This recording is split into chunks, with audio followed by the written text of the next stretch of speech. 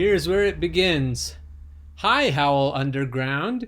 Our team has reviewed your content, and unfortunately, we think it violates our spam, deceptive practices, and scams policy. We've removed the following content from YouTube. Dun dun dun. Video. What to do about radicalization. Is starting a revolution always bad? Crystal and Sagar debate. We know that this might be disappointing, but it's important to us that YouTube is a safe place for all. If content breaks our rules, we remove it. If you think we've made a mistake, you can look up underneath your own legs and sniff your butt, and that will help a lot. And then we'll take another look. And then we'll do the same fucking thing over again. Keep reading for more details. If you want to see the video that YouTube thinks is too dangerous for you, you can go to my Odyssey Mirrored channel. I put the link in the show notes. Here's the best part. How this affects your channel. Because it's the first time, this is just a warning. If it happens again, your channel will get a strike and you won't be able to do things like upload, post, or live stream for 1 week. What to do next? Comply, motherfucker! We want to help you stay on YouTube, so please make sure you understand YouTube's community guidelines and strikes basics. Review your content with our policies in mind. Right, free speech? Fuck free speech. Review your content with our policies in mind. And who decided these policies? Who voted on these fucking policies? If after reviewing your content you think we made a mistake, then you might as well just flush yourself because nothing's gonna happen, you stupid asshole. And now for all you Bill Gates fans, on with the rest of the show. So aren't these uber philanthropists like Bill Gates still plutocrats? And what does that mean in terms of how they can influence us? Charitable Plutocracy. Bill Gates, Washington State, and the Nuisance of Democracy, submitted by PR Watch editors on April 20th, 2016. Lest you worry that I'm reading an article from 2016, I guarantee you it's very pertinent today. This article first was published in the Nonprofit Quarterly by Joanne Barkin. Zeppelin the Zebster would like her name. Once upon a time, the super wealthy endowed their tax-exempt charitable foundations and then turned them over to boards of trustees to run. The trustees would spend the earnings of the endowment to pursue a typically grand but wide-open mission written into the foundation's charter, like the Rockefeller Foundation's 1913 mission to promote the well-being of mankind throughout the world. Today's multi-billionaires are a different species of philanthropist. They keep tight control over their foundations while also operating as major political funders. Think Michael Bloomberg, Bill Gates, or Walmart heiress Alice Walton.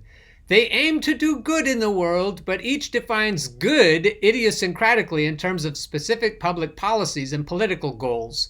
They translate their wealth, the work of their foundations, and their celebrity as doers of good into influence in the public sphere. Much more influence than most citizens have. Call it charitable plutocracy, a peculiarly American phenomenon, increasingly problematic and in need of greater scrutiny. Like all forms of plutocracy, this one conflicts with democracy, and exactly how these philanthropists coordinate tax-exempt grant-making with political funding for maximum effect remains largely obscure. What follows is a case study of the way charitable plutocracy operates on the ground. It's a textbook example of the tug-of-war between government by the people and uber-philanthropists as social engineers. The case of Bill Gates and Washington State. This story begins in 1995 when the Washington State House of Representatives first considered legislation that would enable private individuals and organizations to obtain charters to create their own K-12 schools. These were to be taxpayer-funded schools, but privately run and exempt from many of the regulations governing district, regular public schools.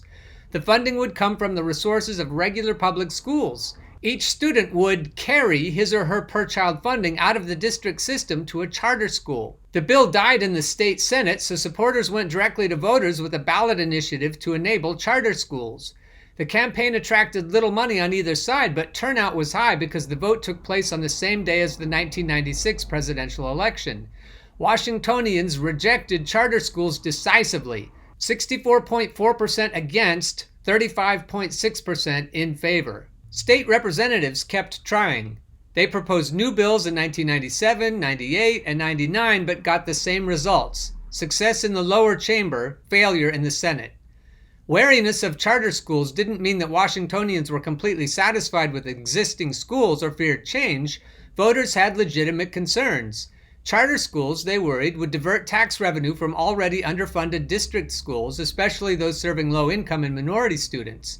In addition, schools under private management might be less transparent and less accountable to the public than Washington's district schools, which were overseen by locally elected boards. This is me breaking in. My dad always told me it was better to have local control, but yet my dad likes charter schools. So I guess he wants less transparent and less accountable public schools. This next paragraph describes something I remember happening because I was a recent resident of Oregon back then and I kept track of what Paul Allen was doing. Charter supporters tried another ballot initiative in 2000 and for the first time attracted the backing of a multi-billionaire philanthropist. Paul Allen had co-founded Microsoft in 1975 and the Paul G. Allen Family Foundation in 1988. The state places no limits on individual campaign contributions for ballot measures, so Allen was able to give $3.275 million of the total $3.4 million raised by the pro-charter side. Opponents raised only about $11,000. Outspent 309-1, they still defeated the initiative, although the millions given in support of charters shrank the margin of victory. The vote was 51.8% against charters and 48.2% in favor. In the next 4 years, the national context shifted. The debate around public education intensified as a controversial market-based education reform movement grew stronger. Ed reformers claimed that U.S. public schools were failing, that the culprits were bad teachers, teachers' unions, and government bureaucracy, and that the private sector, using public resources, could run better schools. They promoted competition among schools to force out the weakest and measuring educational success via students' standardized test scores. The other reason I remember all this, dear viewers and listeners, is because I was a public school teacher in Oregon. This is the kind of bullshit that forced me out of public school teaching. In this climate of standardized test scores ruling everything, it was very difficult to be an arts teacher in Oregon. Just a little background, it started in California with Prop 13, and then Ballot Measure 5 in Oregon, and then this bullshit in Washington. If I had known all of this stuff was going to happen, I would have changed careers back then. Back to the story. The education reform movement in general, and charter schools in particular, attracted a new wave of philanthropists, many of whom had made fortunes in high-tech industries and finance. Although they had no experience as educators, they aimed to disrupt and rebuild public schooling for urban low-income and minority children. They embraced the idea that giving grants to K-12 reform projects corresponded with investing capital in a business. They described their philanthropy in terms of strategic investments to maximize returns and data collection to verify results. Having succeeded in business, they reasoned, they would succeed in education. They came to see funding education reform candidates and ballot initiatives as part of the same effort. And that's why, dear viewers and listeners, K-12 education and higher education is totally run by bean counters today. We've completely lost track of our mission. Back to the story. The Washington legislature finally passed a charter school law in 2004. Opponents responded by petitioning for a ballot measure to repeal the law. Mobilized by the teachers' unions, League of Women Voters, State Democratic Party, and the Seattle School Board, they raised $1.3 million for the campaign. The unions contributed the most. The Washington Education Association gave $601,000 and the National Education Association gave $500,000. Charter school supporters raised 3 times as much, $3.9 million. Most of it came from 3 education reform political funder philanthropists who donated about $1 million each. Bill Gates, who had recently made education reform the main focus of his domestic philanthropy, Walmart heir John T. Walton from Wyoming, who advocated charters and tax-funded vouchers for parents to use for private school tuition, and Donald Fisher from California, founder of GAP and a major donor to the KIPP chain of charter schools. When philanthropists finance political campaigns, they act as individual citizens spending their personal wealth, not as the heads of tax-exempt charitable foundations. Federal and state laws bar private foundations from political activity. Although the regulations have ambiguities and loopholes, high-profile philanthropists are usually careful about keeping foundation and personal money separate and using only the latter to fund political campaigns. Although outspent 3-1, charter school opponents in Washington won an impressive victory in 2004. The law was repealed by a vote of 58.3% to 41.7%. This big money face-off, multi-billionaire philanthropists against teachers' unions, turned out to be a prototype repeated across the country in scores of education reform campaigns in the last decade. Millions of dollars regularly pour into races for local and state school boards and for district and state school superintendents, as well as for education ballot initiatives. The money comes from both in-state and out-of-state. 20 years ago, these contests cost little to run. The stakes were limited. Now the money is huge and the ramifications are national. The nature and control of public education is being decided. Education reform philanthropists justify their massive political spending as a necessary counterweight to the teachers' unions, yet the philanthropists can and consistently do far outspend the unions. In 2004, Paul Allen had a net worth of $21 billion, Bill Gates had a net worth of $46.6 billion, and John T. Walton, who died in 2005, had a net worth of $20 billion. Donald Fisher's net worth was $1.3 billion in 2005. In 2015, Allen had a net worth of $17.8 billion, Gates had a net worth of $76 billion, and Doris Fisher, Donald Fisher's widow and a charter school donor, had a net worth of $2.9 billion. And the unions? According to the 2015 reports filed with the Office of Labor Management Standards, the National Education Association had $388.8 million in total receipts. The American Federation of Teachers had $327.6 million in total receipts, not billion, million. As political rivals, the education reform philanthropists and the teachers' unions have never competed on a level playing field. In January 2012, charter school supporters in the Washington state legislature introduced another bill. By then, the state was one of only 9 that didn't permit charter schools. Some states had bowed to pressure from the Obama administration's Race to the Top program, 2009 to 2011, by committing to a list of specific reforms, including charter schools. They had a chance to win additional federal funds. That doesn't sound like a conflict of interest. Despite resistance to the reforms, resource-starved states were willing to sign on to almost anything to get more funding. More than 5,000 charter schools were operating in the United States in 2012, and researchers were finding some serious problems. Charter schools were diverting funds from district schools while also enrolling a smaller proportion of the most at-risk children, for example, children with disabilities and English language learners. These children remained at or returned to school districts just as the districts were losing resources. In addition, the quality of charter schools was extremely uneven according to the education reformers' own criterion, student scores on standardized tests. A large-scale study published in 2013 by the Pro-Education Reform Center for Research on Education Outcomes at Stanford University concluded that about 27% of charters performed better than district schools serving equivalent student populations, about 25% performed worse, the rest were about the same. Despite the problems with charter schools, education reform philanthropists had no second thoughts about their drive to replace as many district schools as possible. They had various motivations. The conviction that market competition among schools could not fail to improve the quality of public education, the desire to get government out of the business of running schools, although taxpayers would still fund them, and determination to weaken the teachers' unions. Only about 7% of charter schools are unionized. Charter advocates also argued that low-income parents should have a choice of schools for their children just as wealthier parents did, no matter that most charters were no better than district schools and some were worse, and that charters were weakening district schools and that high-performing charters accommodated few students. Meanwhile, the leadership of both houses of the Washington legislature opposed the 2012 charter bill.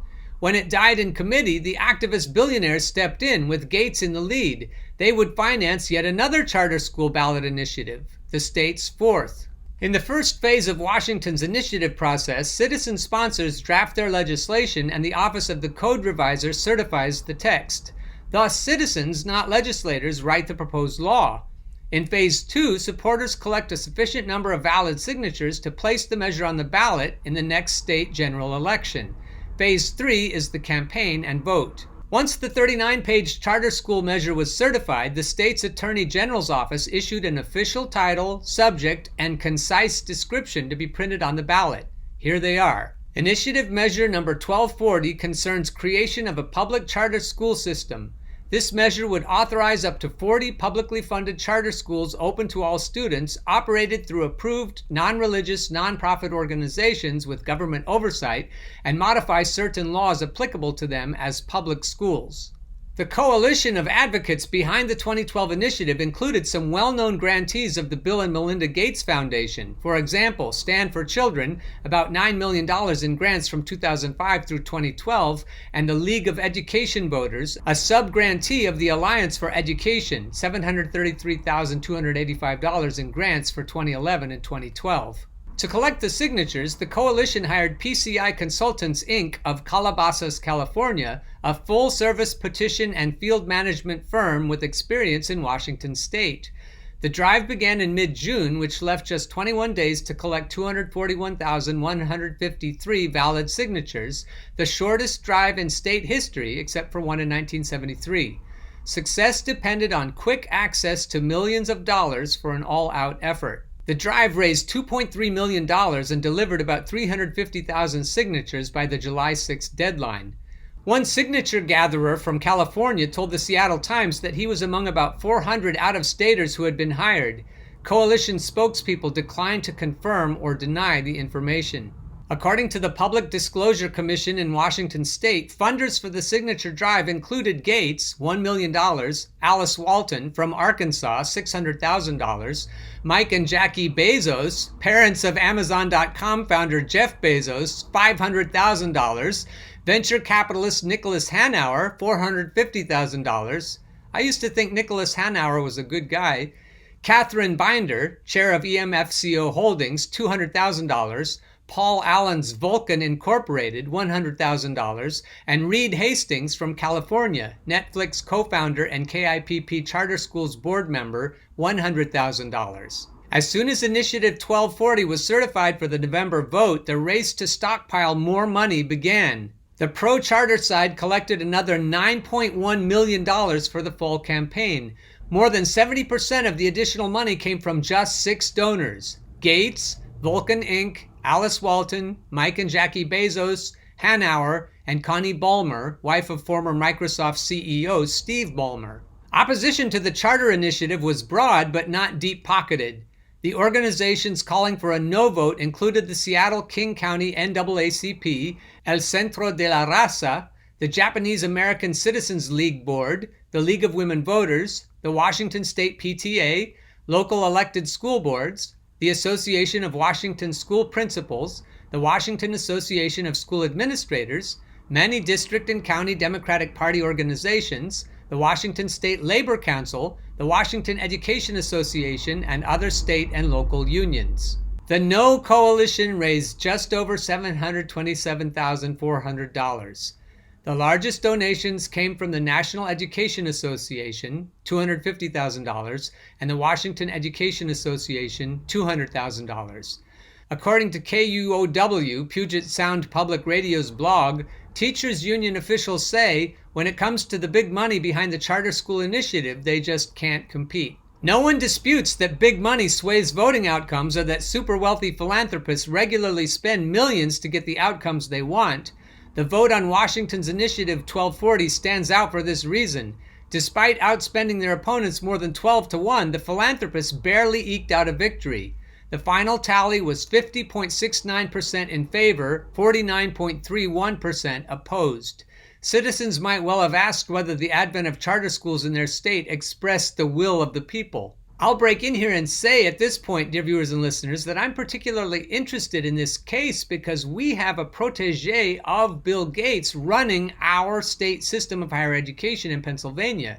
His name is Gilderoy Lockhart, Dan Greenstein, and he is running the state system of higher education here just as though Bill and Melinda Gates were funding him still. Greenstein previously led the post-secondary success strategy at the Bill and Melinda Gates Foundation, where he worked with other higher education leaders across the country on initiatives designed to raise educational attainment levels and to promote economic mobility, especially among low-income and minority students. Well, that doesn't sound so bad. He developed and implemented a national strategy for increasing the number of degrees awarded and for reducing the attainment gaps among majority and non-majority students at U.S. colleges and universities. What he's been trying to do here is to get us all to agree to consolidate schools and save money instead of achieving our educational mission of providing access to students across the state for a real higher education. The PA state system of higher education has delivered a good product over the years, and they have provided a good way for regular citizens to get a higher education. What's going on now, though, is reducing the amount of access that students have to the degree programs they might otherwise have enjoyed. For example, the degree programs in music were cut at Edinburgh University in 2014, or shortly thereafter, and students who might want to become music teachers have to go somewhere else for the degree programs. Currently, many professors at Edinburgh are about to be retrenched, just as I was retrenched back in 2014, which means basically that you get... I was lucky enough to land on my feet and take a $37,000 pay cut to come to Millersville University in 2014. Not all of the professors have been so lucky. A lot of them who had tenure, and even full professorships like I did, lost their jobs. And what our current chancellor is proposing is further consolidation. Further belt tightening, further austerity, further neoliberal bullshit. Here's a recent Facebook post from my friend Jerry Anthony Carbo II. We must start pushing back against this chancellor who is doing more to destroy our system than Brogan, Kavanaugh, etc. These were previous pernicious chancellors of the state system of higher education in Pennsylvania. Jason Wozniak says, if you work in public higher ed, this applies to K-12 as well, and if your state government says they will cut funding to your university because revenues are down due to COVID, consider calling bullshit. I work in PA and our state's revenue was better than expected. From Pennsylvania, year-to-date sales tax collections total $6.4 billion, which is $54.4 million or 0.9% more than anticipated. Personal income tax, PIT revenue in December was $1.2 billion, $36 million above the estimate from January 4th, 2021. Back to the story. Once the initiative was law, the backing for charter schools switched from political contributions to tax-exempt philanthropy. The Bill and Melinda Gates Foundation went into high gear for the next phase of the project. The foundation dispersed more than $31 million in less than 3 years to give public charter schools in Washington state a strong start. In practice, this meant selecting and financing individuals and organizations to start schools, advise charter boards, and develop education programs. I don't know about you, but if you've ever thought of the Bill and Melinda Gates Foundation as a public good, this should really change your mind. The Gates Foundation spent more than $13.5 million to set up and run the Washington State Charter Schools Association, a private group whose work includes awarding fellowships to educators who want to open schools.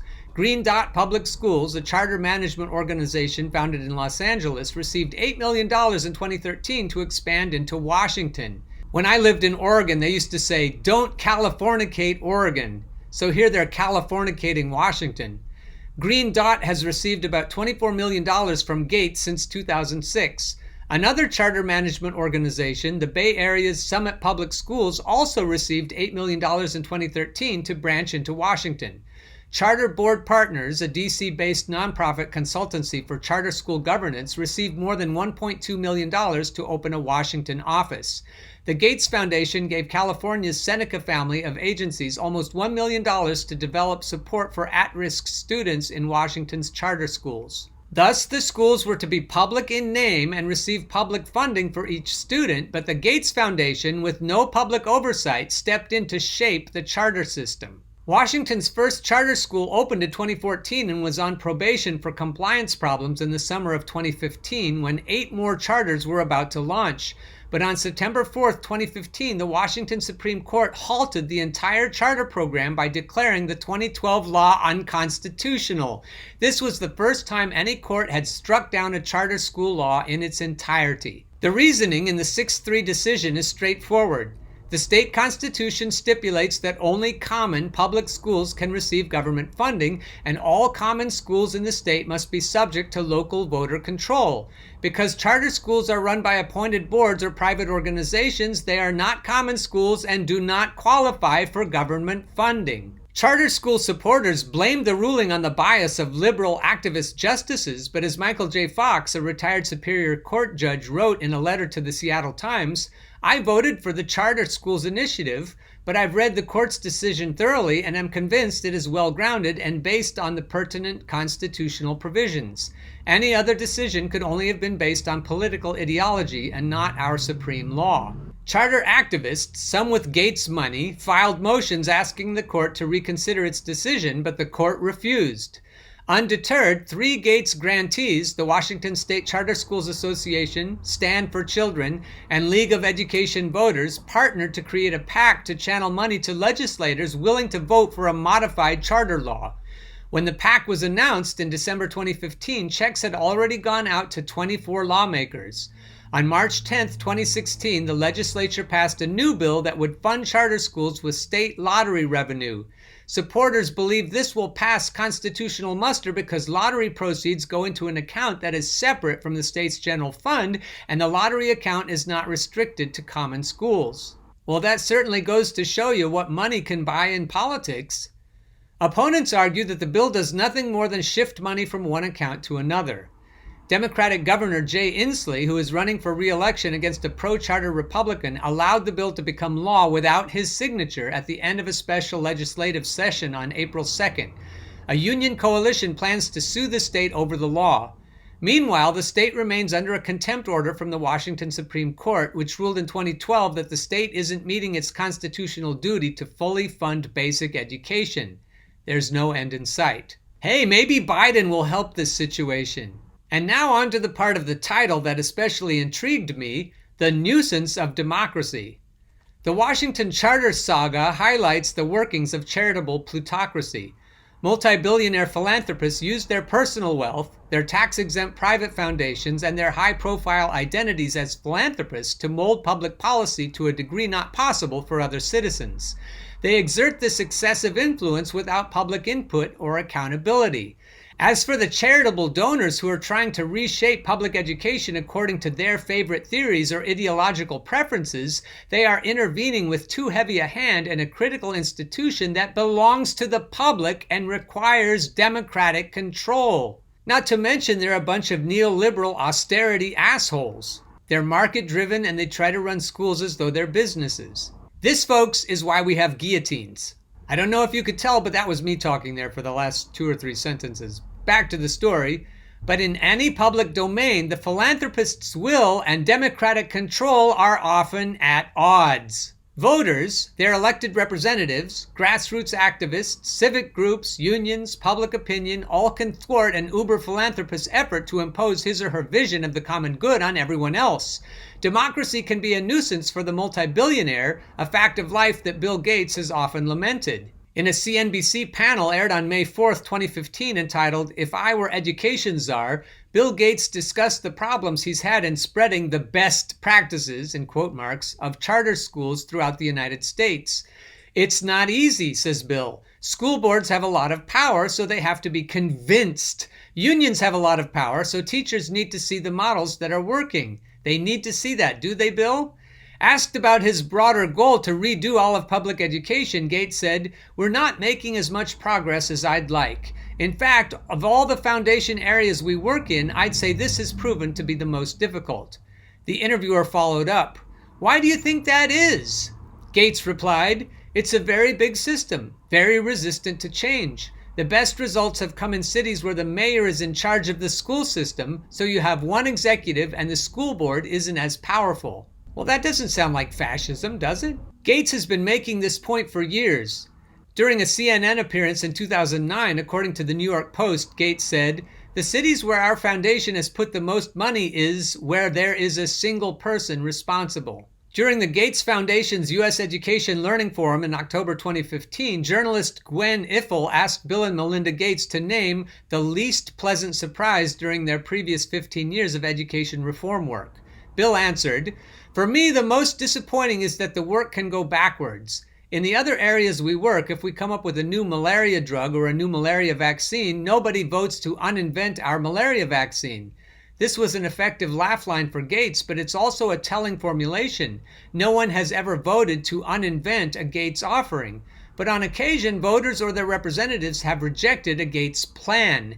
That's ordinary democratic policymaking, not uninventing one of his creations. At times, democracy seems to flummox Gates. In the same interview, he reflected on why there's been strong opposition to the Common Core state standards. "I remember those in Oregon, and they're a heaping pile of bullshit. A detailed set of K-12 benchmarks in math and language arts that the Gates Foundation developed and marketed around the country at a cost of about $263 million. I never heard that part of the story. I never knew where they came from. I always thought it just came straight from the state. But no, it came from our favorite philanthropist. It's not like somebody's got some great alternative in terms of the benefits to students," he said. "It's more about, oh, we'll show our autonomy than it is about having something better for learning. You poor baby. You really don't like it when we peasants stand up to you, do you?" Gates, who has no training as an educator or researcher, easily dismisses the work of professionals in the field, but it's never been clear how well or even if he knows their work. He appears continually in the media promoting his chosen policies, but he doesn't engage in depth, at least not publicly, with experienced educators or scholars who disagree with him. His entree into policymaking is money, not expertise. Talking to Ithel, he brushes off opponents as obstructionists who merely want to flaunt their autonomy, as if disagreeing with him were an exercise in peskiness rather than part of a necessary substantive debate. And I'll break in again and say that's just how we're being treated in the state system of higher education by Dan Greenstein. For him, we present an exercise in peskiness rather than part of a necessary substantive debate. Back to the story. As for entering the fray as a candidate and asking voters to endorse his ideas, Gates wants no part of it. Of course not. Questioned at the 2012 Abu Dhabi Media Summit about running for president, he said his current job with the Bill and Melinda Gates Foundation was a very nice office and it didn't quite require him to raise funds to try to get elected, nor does it have term limits of 8 years. I actually think, maybe I'm wrong, that I can have as much impact in that philanthropic role as I could in any political role. In any case, I would never run for political office. And why would he? Multi-billionaires who play the dual role of philanthropist and political bankroller range ideologically from progressive to far right, and they spend on myriad causes in addition to public education. At the progressive end are George Soros and his Open Society foundations. On the far right are the Koch brothers and their David H. Koch Charitable Foundation and Charles Koch Foundation. In addition to Gates, the most aggressive philanthropies in market-based education reform are the Walton Family Foundation and the Eli and Edith Broad Foundation. Walton supports publicly funded vouchers for private school tuition, but otherwise, the major education reform financiers back similar policies. Regardless of political stands or projects, all philanthro barons with their own foundations are generously subsidized by taxpayers. When a baron says, "It's my money to use as I please," he or she is wrong. A substantial portion of every tax-exempt foundation's wealth, 39.6% at the top tax bracket for filing in 2016, is diverted each year from the public treasury where voters would have determined its use. Taxpayers subsidize not only the philanthropy of the Koch brothers, Soros, and the others, but also their political work. Ding, ding, ding! Part of the mega philanthropist's wealth goes into a personal cash, part goes into a tax-exempt cash. The money saved by not paying taxes goes wherever the philanthropist wants, including to political work. American democracy is growing ever more plutocratic, a fact that should worry all admirers of government by the people. Big money rules, but multi-billionaires acting as philanthropists aggravate the problem by channeling vast sums into the nation's immense nonprofit sector. Their top-down modus operandi makes this a powerful tool for shaping public policy according to individual beliefs and whims, and they receive less critical scrutiny than other actors in public life. Most people admire expressions of generosity and selflessness and are loath to find fault. That was me. In addition, anyone hoping for a grant, that was me too, which increasingly includes for-profit as well as non-profit media, treats donors like unassailable royalty. The emperor is always fully clothed. So what to do? The measures required to rein in plutocracy in the United States are plain to see and difficult to achieve. Radical campaign finance reform to end the corruption of politics by money, and steeply progressive taxation without loopholes to reduce inequality in wealth and power. Private foundations, too, are due for reform. Congress hasn't overhauled their regulations since 1969, and watchdog agencies are woefully underfunded. But few, if any, mega philanthropists give these reforms top priority, although many talk endlessly about reducing inequality and providing everyone with a chance at a good life. The interests and egos of philanthrobarons rarely incline toward curbing plutocracy. Why would they? Questioning the work of mega philanthropists is a tricky business. Many readers of this article will be fuming in this way. Would you rather let children remain illiterate or allow generous people to use their wealth to give them schools? Would you rather send more money to our bumbling government or let visionary philanthropists solve society's problems? Here is a counter question. Would you rather have self-appointed social engineers whose sole qualification is vast wealth shape public policy according to their personal views, or try to repair American democracy?